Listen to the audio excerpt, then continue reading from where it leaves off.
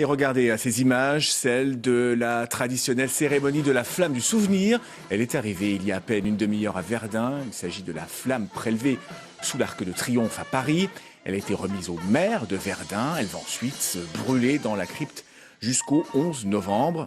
Et tout cela au terme d'un long trajet. Le feu sacré s'est arrêté dans 75 communes. La flamme a été protégée par les coureurs du ministère de l'Intérieur. Laurent Parisot et Benoît de Butler ont suivi pour nous la dernière partie de ce périple. Ils ont quitté Paris vendredi matin. 340 km parcourus entre l'Arc de Triomphe et Verdun en se relayant pour porter la flamme du souvenir prélevée sur la tombe du soldat inconnu. Ces 12 coureurs font partie pour l'essentiel du ministère de l'Intérieur, mais aussi de l'armée et de la société civile. Ils ont choisi d'appliquer le principe fondateur du comité de la voie sacrée, se souvenir dans l'effort.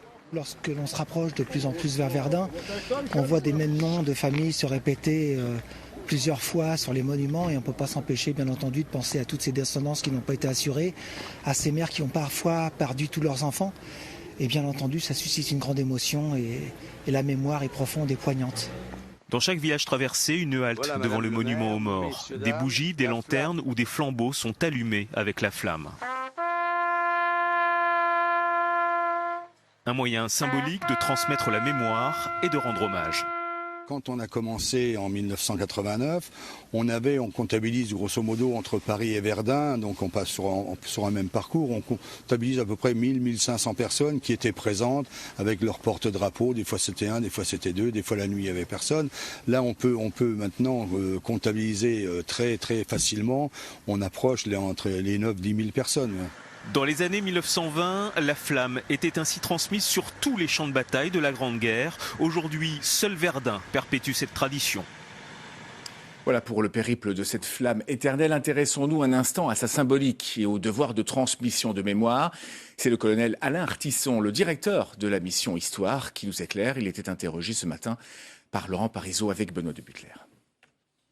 Régis, nous nous trouvons au pied du monument de la Victoire, ici en plein cœur de la ville de Verdun, monument chargé de symboles qui accueille chaque année la flamme prélevée sur la tombe du soldat inconnu à Paris. Rappelons que ce soldat inconnu a été choisi à Verdun en 1920. Cette année, la cérémonie prend une dimension particulièrement forte.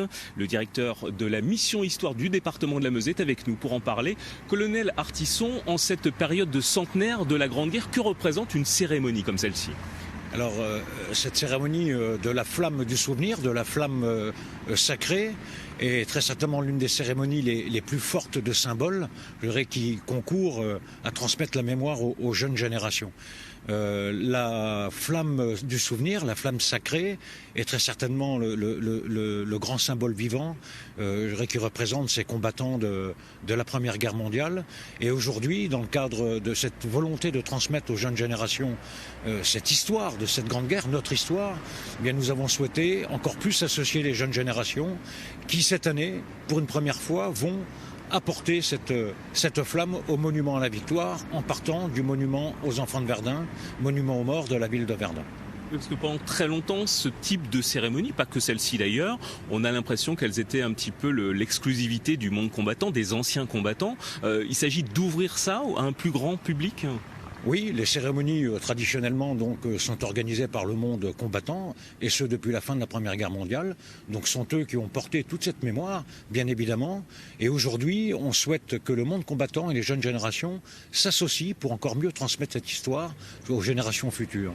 Dans ce cadre-là, eh bien, des jeunes du conseil municipal de la ville de Verdun, des jeunes militaires de la 4e génération du feu, les opérations extérieures, qui viennent de se voir recevoir la croix du combattant, eh bien, pourront ensemble remonter cette flamme au monument à la Victoire, un acte fort de symbole qui permet donc aux jeunes générations, civiles et militaires, de se rassembler et de pouvoir effectivement porter cette mémoire au-delà, je dirais, des commémorations du centenaire.